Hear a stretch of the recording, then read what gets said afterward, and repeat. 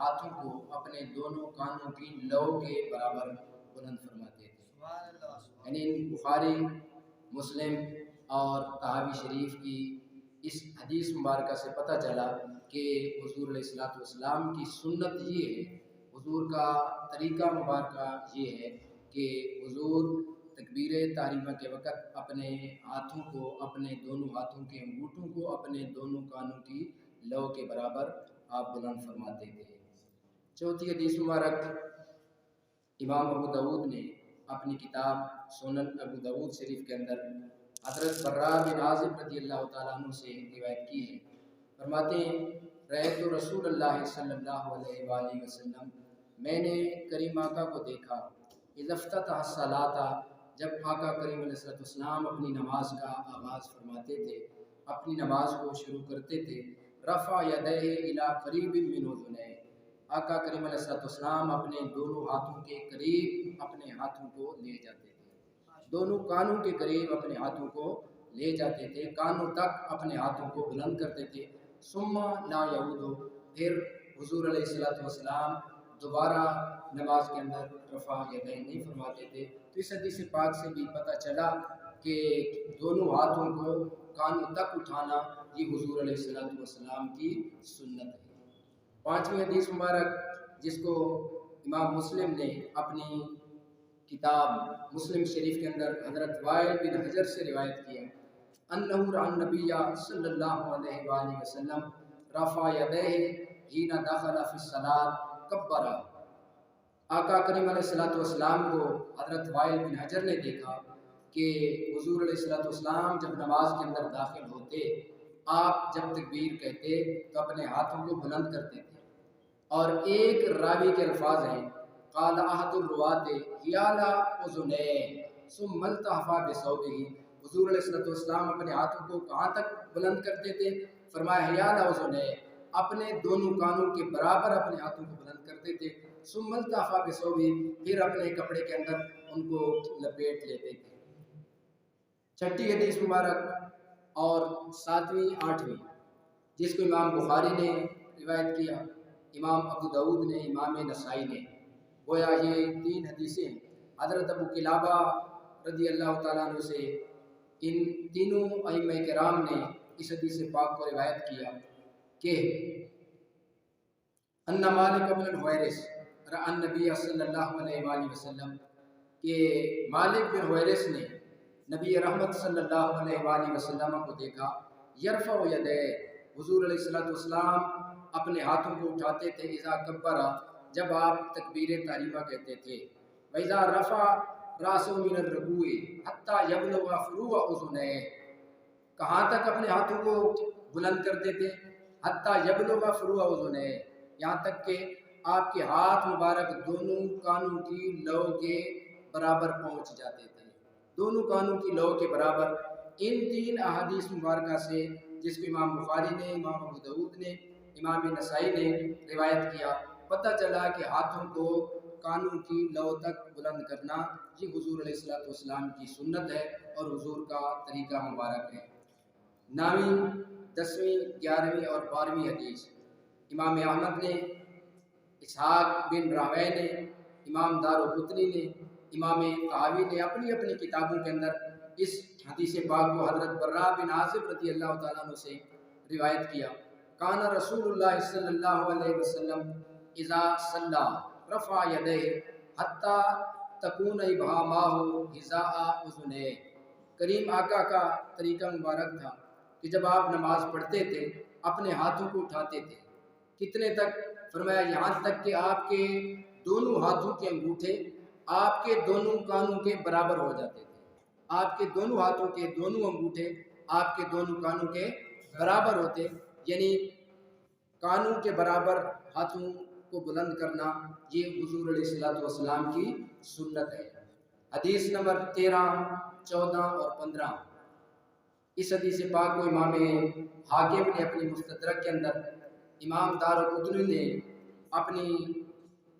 دارقطنی کے اندر، امام بہقی نے اپنی سنن کے اندر نہایت صحیح اسناد سے جو امام بخاری اور مسلم کی شرط کے مطابق ہے، حضرت انس بن مالک رضی اللہ تعالیٰ عنہ سے روایت کی، رأیت رسول اللہ صلی اللہ علیہ وآلہ وسلم کبرا فہذا ببہامہ اذنہ۔ حضرت انس بن مالک رضی اللہ تعالیٰ عنہ فرماتے ہیں کہ میں نے رسول اللہ صلی اللہ علیہ وآلہ وسلم کو دیکھا، آپ نے تکبیر کہی اور حضور نے اپنے دونوں ہاتھوں کے دونوں انگوٹھوں کو اپنے دونوں کانوں کے برابر کیا، یعنی دونوں کانوں کے برابر اپنے دونوں انگوٹھوں کو کیا اور کانوں تک اپنے ہاتھوں کو بلند فرمایا۔ 16ویں اور 17ویں حدیث مبارک جس کو امام عبدالرزاق نے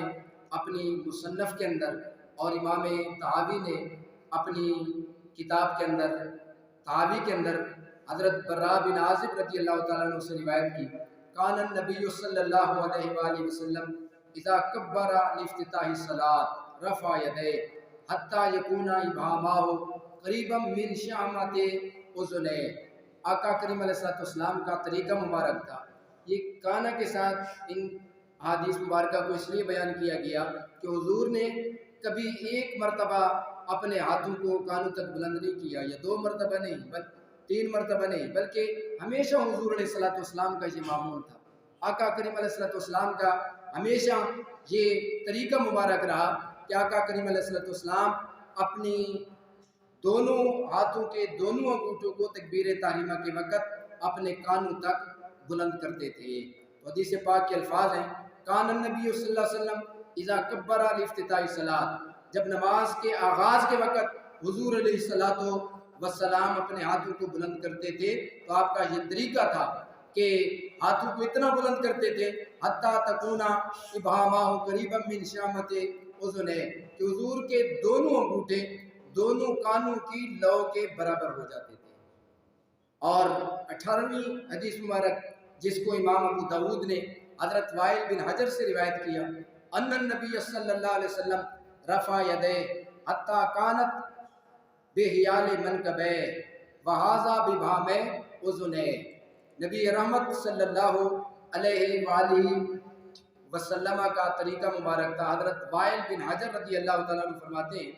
کہ حضور تکبیر تحریمہ کے وقت اپنے ہاتھوں کو بلند کرتے تھے، یہاں تک کہ آپ کے ہاتھ مبارک آپ کے کندھوں کے برابر ہوتے تھے اور آپ کے دونوں انگوٹھے آپ کے دونوں کانوں کے برابر ہوتے تھے۔ حدیث نمبر 19 جس کو امام دارقطنی نے اپنی دارقطنی کے اندر روایت کیا، حضرت براء بن عازب رضی اللہ تعالیٰ عنہ سے روایت ہے، انہ رأى النبی صلی اللہ علیہ وسلم حین افتتح، حضور علیہ السلام کو انہوں نے دیکھا کہ جب حضور علیہ السلام نماز کا آغاز کرتے تھے،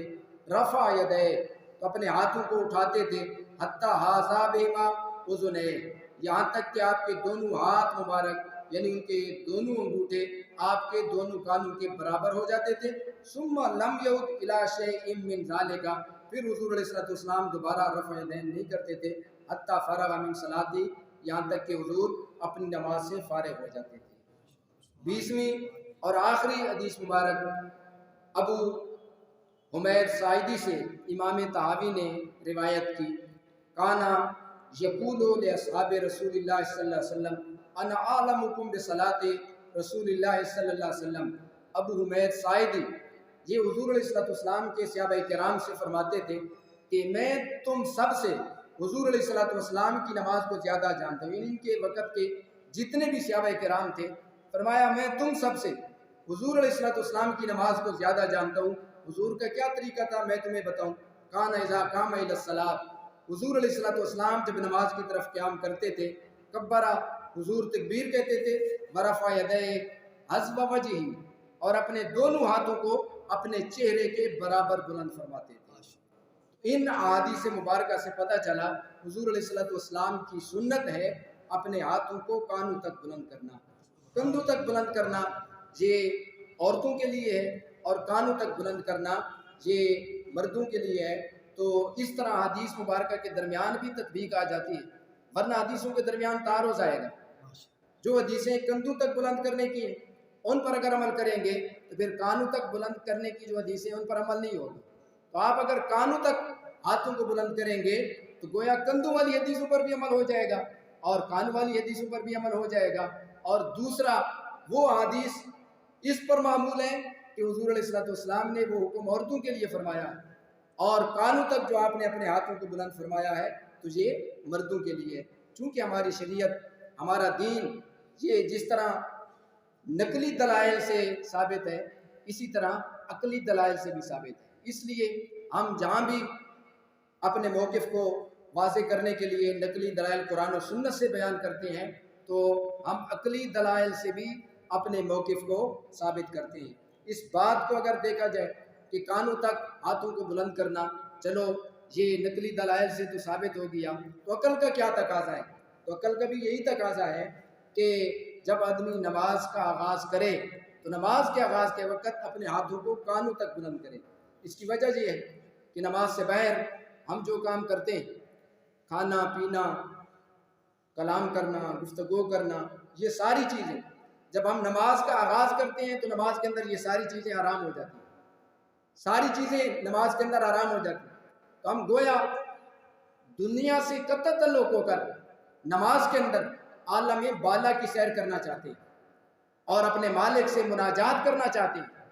تو گویا ہم اپنے کیے پر نادم و پشیمان ہو کر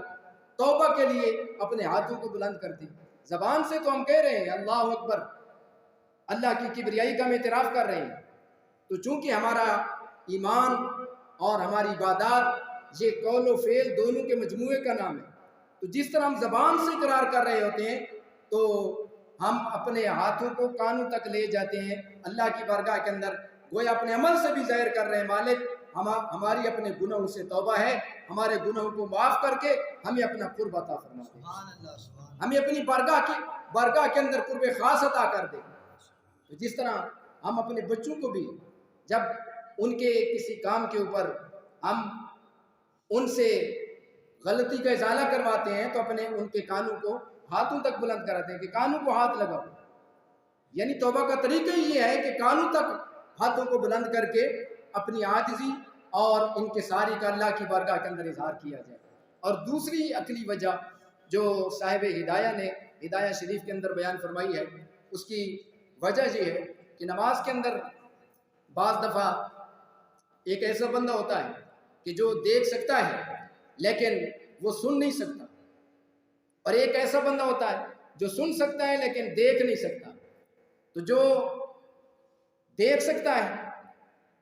اس کو یہ جنوانے کے لیے کہ امام کی نماز کا آغاز ہو گیا، جماعت شروع ہو گئی، ہاتھوں کو بلند کیا جاتا ہے تاکہ وہ دیکھ لے۔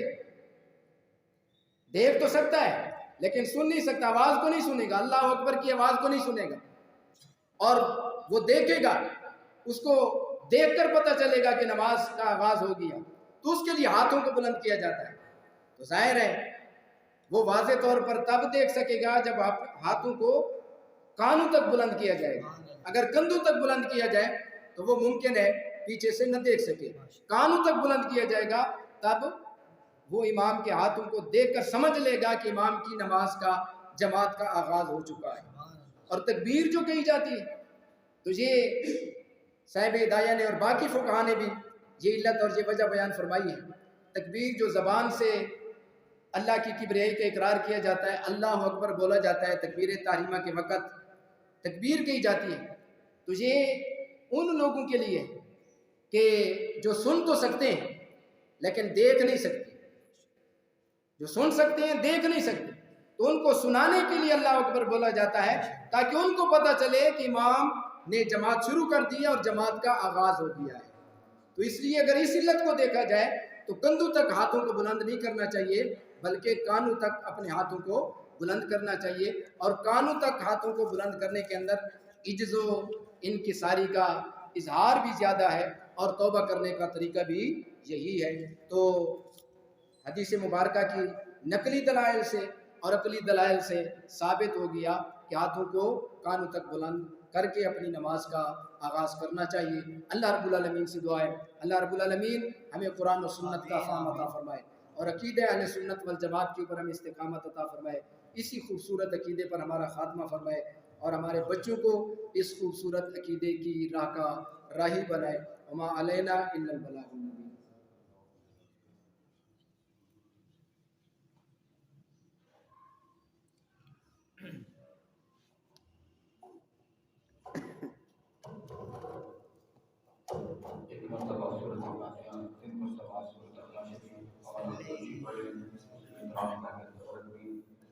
ہو جائے گا.